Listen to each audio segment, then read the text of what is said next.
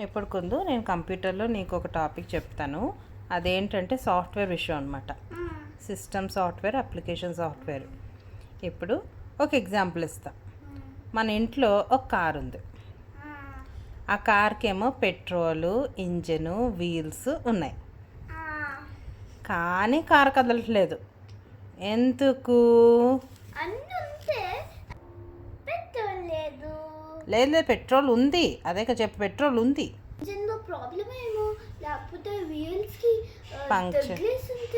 Puncture అయిపోయినాయి అంటావా? కాదు, మెయిన్ ఇంపార్టెంట్ థింగ్ ఏంటంటే ఆ కార్కి డ్రైవర్ లేడు. ఆ కార్కి డ్రైవర్ లేడు.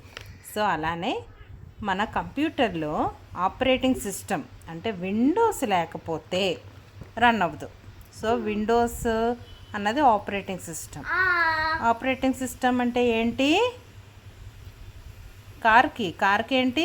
ఎవరు ఉండాలి? కార్కి ఆపరేటర్ ఉండాలి. ఆపరేటర్ ఎవరు కార్లో? డ్రైవర్. సో కంప్యూటర్కి ఆపరేటింగ్ సిస్టమ్ ఎవరు? విండోస్. అలానే మనకి ఆ డ్రైవర్ లేకపోతే కార్ ఎలా రన్ అవ్వదో, విండోస్ లేకపోతే కంప్యూటర్ కూడా రన్ అవ్వదు.